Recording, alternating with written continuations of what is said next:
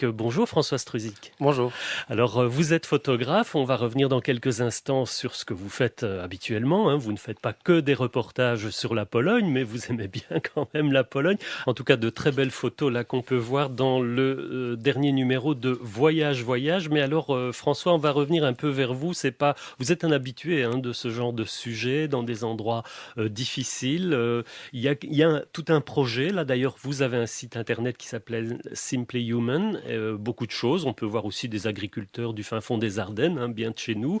Donc il n'y a pas besoin de partir nécessairement à l'autre bout du monde. Et pourtant, il y a quand même quelque chose d'assez cohérent dans toute votre démarche, notamment une attention à la spiritualité.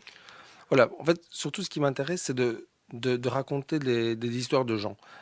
Mais ce qui m'intéresse, c'est peut-être moins la théorie religieuse, bien que ça a beaucoup d'intérêt, mais que le vécu des gens par rapport à leur religion. Donc ça fait 3 ans, par exemple, que je me concentre sur un sujet sur les soufismes populaires. Alors ça a l'air très très compliqué comme ça, mais ce sont des rites soufis vécus vraiment par les gens dans des villages, dans des sanctuaires, loin de tout intellectualisme.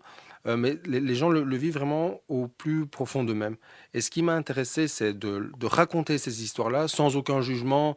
J'essaye d'approcher ces communautés, de me faire accepter, d'intégrer, d'aller au plus loin dans ce que je peux photographier, mais toujours en respectant les gens, et de juste raconter, laisser voir. Je pense que c'est un des rôles peut-être du photographe, c'est laisser voir, voilà, la vie des gens, et de montrer peut-être que leur religion est probablement beaucoup plus complexe que les stéréotypes, en tout cas, qu'actuellement on peut avoir, dans le cas du soufisme, envers l'islam.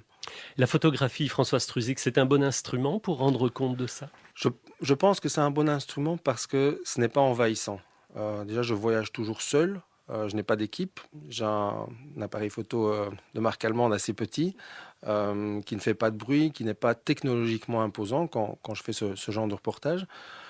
Ça permet d'avoir l'air assez modeste. Ça permet de fixer peut-être plus des atmosphères que des réalités sociologiques ou anthropologiques. Et je pense que c'est ça que j'essaye d'approcher, c'est voilà, ce vécu, pas un instant décisif, c'est pas ça, mais c'est vraiment ce vécu peut-être presque psychologique, en tout cas ce vécu humain que moi j'ai eu la chance de partager en faisant ces reportages. Vous cherchez quelque chose de particulier, de précis en faisant ça? En fait, j'essaie peut-être de répondre au choc que j'ai eu au premier reportage que j'ai réalisé une fois que je suis devenu photographe. Je suis parti au Pakistan un petit peu par hasard, suite à un reportage qui a été diffusé sur votre antenne d'ailleurs. Donc je suis parti seul. Je me suis retrouvé en plein milieu d'Islamabad, ensuite au Cachemire.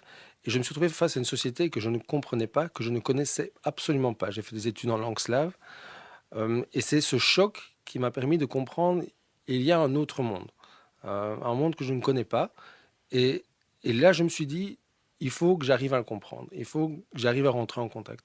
Et voilà, je me dis, dans mon travail, c'est ce que j'essaye d'approcher. Il y a des histoires, il y a des gens qu'on ne connaît pas, et les laisser se raconter, je pense que c'est un des boulots du photographe.